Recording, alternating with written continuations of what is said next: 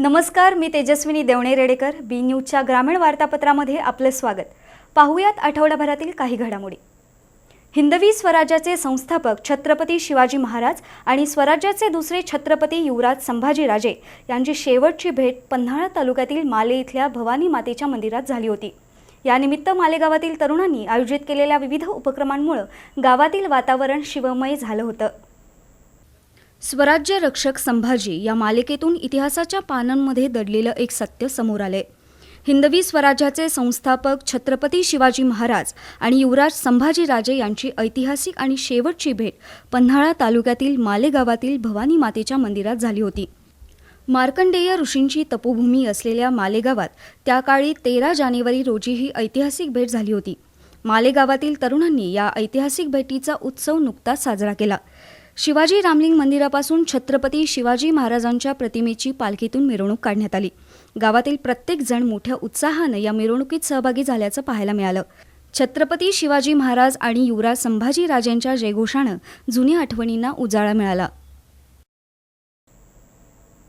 कोल्हापूर रत्नागिरी राष्ट्रीय महामार्गाच्या चौपदरीकरणातून शाहूवाडी तालुक्यातील आंबा तळवडे गावची वस्ती वाचवावी अशी मागणी ग्रामस्थांमधून पुढे आली आहे. या मागणीच्या पूर्ततेसाठी प्रकल्पग्रस्त कृती समितीचे प्रमुख माजी उपसभापती बाळासाहेब गद्रे आणि माजी सरपंच दत्तात्रय पाटील यांनी आंदोलन छेडण्याचा इशारा दिला आहे.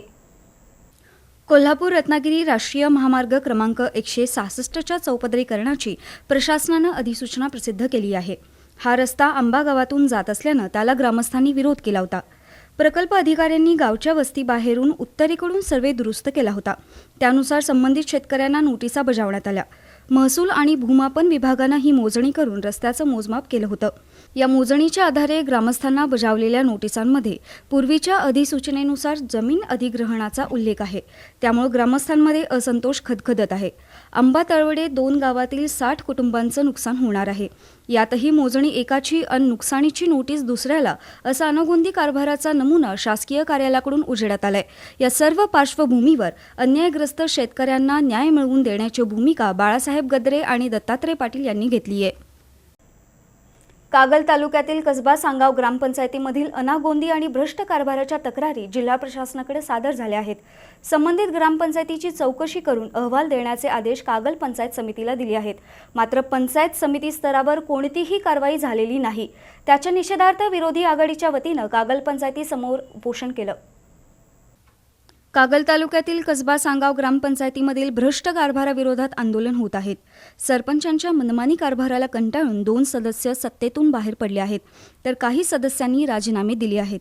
ग्रामपंचायतीमधील भ्रष्ट, मनमानी आणि अनागोंदी कारभाराविरोधात जिल्हाधिकारी आणि जिल्हा परिषदेचे मुख्य कार्यकारी अधिकारी यांच्याकडे तक्रारी दाखल झाल्या आहेत.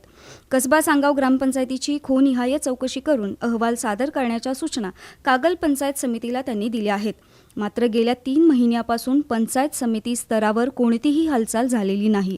उलट कसबा सांगावच्या ग्रामविकास अधिकाऱ्याची बदली रद्द करण्याचे प्रयत्न सत्ताधारी करत आहेत. त्यामुळे नाराज झालेल्या विरोधी आघाडीच्या वतीनं कागल पंचायत समितीसमोर लाक्षणिक उपोषण करण्यात आलं. आंदोलनात विक्रमसिंह जाधव, राहुल हिरवाडे, दीपक हेगडे, संतोष मगदूम, सूर्यकांत माळे, रणजितसिंह जाधव यांच्यासह ग्रामस्थ सहभागी झाले होते.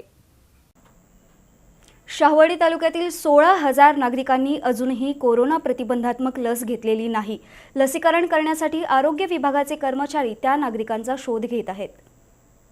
शाहूवाडी तालुक्यातील 131 महसुली गावांमध्ये 1,95,000 नागरिक आहेत. कोरोना प्रतिबंधात्मक लसीकरण मोहीम तालुक्यात प्रभावीपणे राबवली जात आहे. तालुक्यातील 15 ते 18 वयोगटातील 6,200 मुलांचं लसीकरण झालं आहे, तर 18 वर्षावरील 1,28,000 नागरिकांचं लसीकरण पूर्ण झालंय. पण अजूनही 16,000 नागरिकांनी लस घेतलेली नाही. आरोग्य विभागानं केलेल्या सर्वेक्षणात ही बाब स्पष्ट झाली आहे. लसीकरणापासून वंचित असलेले काही नागरिक नोकरी आणि व्यवसायानिमित्त परगावी राहत असल्याची माहिती तालुका वैद्यकीय अधिकारी डॉक्टर HR निरंकारी यांनी दिली. धनंजय महाडिक युवा शक्ती आणि भागीरथी महिला संस्थेनं उपलब्ध करून दिलेल्या व्यासपीठामुळे महिला वर्गाच्या कलागुणांना न्याय मिळाला. उद्योग व्यवसाय सुरू करून अनेक महिला स्वावलंबी बनल्या, असं प्रतिपादन ज्योती देसाई यांनी केलं. माजी खासदार धनंजय महाडिक यांच्या 50व्या वाढदिवसानिमित्त बुदरगड तालुक्यातील म्हसवे इथं रांगोळी स्पर्धा बक्षीस वितरण प्रसंगी त्या बोलत होत्या. भुदरगड तालुक्यातील शेणगाव म्हसवे इथं माजी खासदार धनंजय महाडिक यांच्या 50व्या वाढदिवसानिमित्त रांगोळी स्पर्धा आयोजित केली होती. ज्योती देसाई यांनी यावेळी मार्गदर्शन केलं. धनंजय महाडिक युवा शक्ती आणि भागीरथी महिला संस्थेच्या माध्यमातून महाडिक परिवारानं महिला वर्गाच्या कल्याणासाठी अथक प्रयत्न केले. महिलांच्या कलागुणांना वाव मिळवून देण्यासाठी व्यासपीठ उपलब्ध करून दिलं. त्यातून प्रेरणा घेऊन अनेक महिला स्वावलंबी बनल्या. अनेकांनी उद्योग व्यवसाय सुरू केले, असं ज्योती देसाई यांनी नमूद केलं. बचत गटाच्या महिलांनी साकारलेल्या आकर्षक रांगोळी लक्ष वेधून घेत होत्या. विजेत्या स्पर्धकांना मान्यवरांच्या हस्ते बक्षीस वितरण करण्यात आलं. याप्रसंगी नंदकुमार शिंदे, तुकाराम देसाई, रवी पाटील, भागीरथी महिला संस्थेच्या तालुकाध्यक्षा रुपाली सावंत, स्नेहल खोत, रंजना शिंदे, शोभा खोत, प्रगती घरपणकर, रोहिणी सुतार, मनीषा देसाई, सुजाता देसाई, सुवर्णा देसाई, विमल राणे, सीमा पोवार, साधना कांबळे, वर्षा शिंदे यांच्यासह महिला मोठ्या संख्येने उपस्थित होत्या.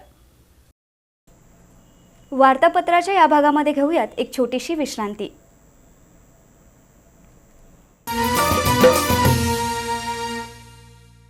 गुणवत्ता, दर्जा आणि विश्वास यांच्या त्रिवेणी संगमातून तयार होणारे वैशिष्ट्यपूर्ण कट अँड बेंड तंत्रज्ञानानं तयार होणारे 24 मीटर पर्यंतचे अखंड बार्स महालक्ष्मी TMT बार्स. भक्कमतेला, विश्वासाची मजबूतीला, युगायुगांची साथ सदा मिळते. महालक्ष्मी TMT बार्स, नाते अविरत जुळते.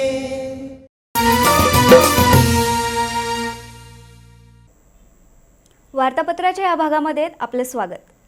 हातकणंगले आणि पुलाची शिरोली इथं काँग्रेसचे प्रदेशाध्यक्ष नाना पटोले यांच्या विरोधात भाजप कार्यकर्त्यांनी तीव्र घोषणाबाजी केली. पंतप्रधान नरेंद्र मोदी यांच्याविषयी आक्षेपार्ह विधान करणाऱ्या नाना पटोले यांच्यावर कारवाई करण्याची मागणी भाजपाने केली आहे. विदर्भातील एका कार्यक्रमात बोलताना काँग्रेस प्रदेशाध्यक्ष नाना पटोले यांनी मी मोदींना मारू शकतो आणि शिव्या घालू शकतो असं वक्तव्य केलं होतं. या वक्तव्याचं राजकीय वर्तुळात ठिकठिकाणी पडसाद उमटत आहेत. पटोले यांनी या वक्तव्याबद्दल सारवासारव करण्याचा प्रयत्न केला, मात्र भाजपानं आक्रमक धोरण स्वीकारले.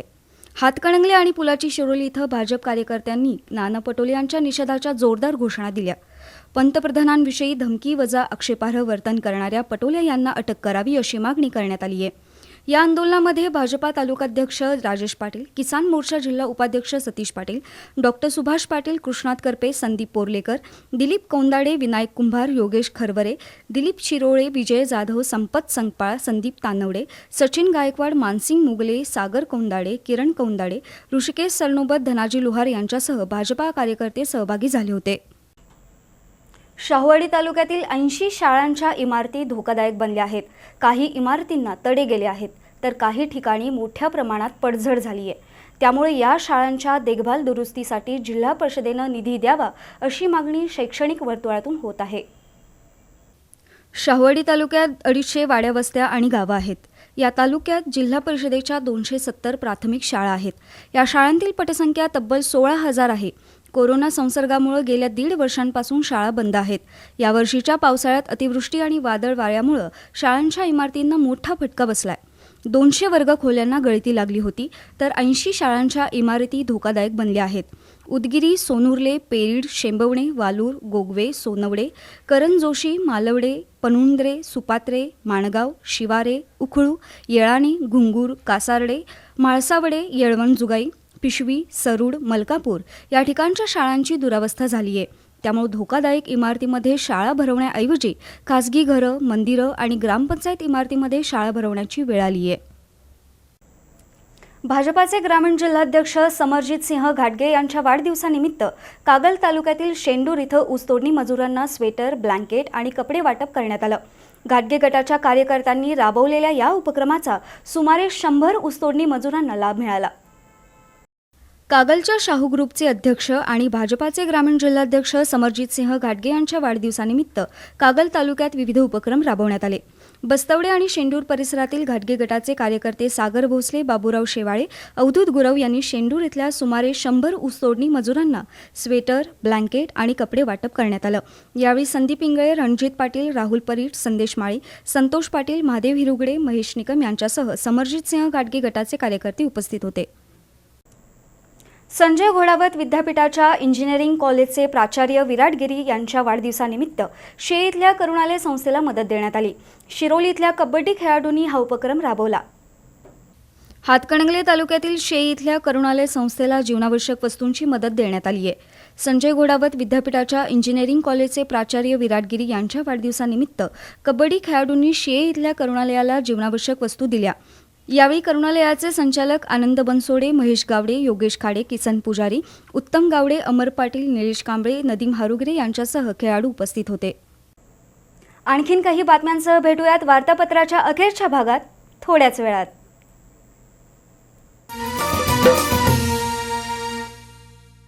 गुणवत्ता, दर्जा आणि विश्वास यांच्या त्रिवेणी संगमातून तयार होणारे वैशिष्ट्यपूर्ण कट अँड बेंड तंत्रज्ञानानं तयार होणारे 24 मीटर पर्यंतचे अखंड बार्स महालक्ष्मी TMT बार्स. भक्कमतेला विश्वासाची मजबूतीला युगायुगांची साथ सदा मिळते. महालक्ष्मी TMT बास नाते अविरत जुळते.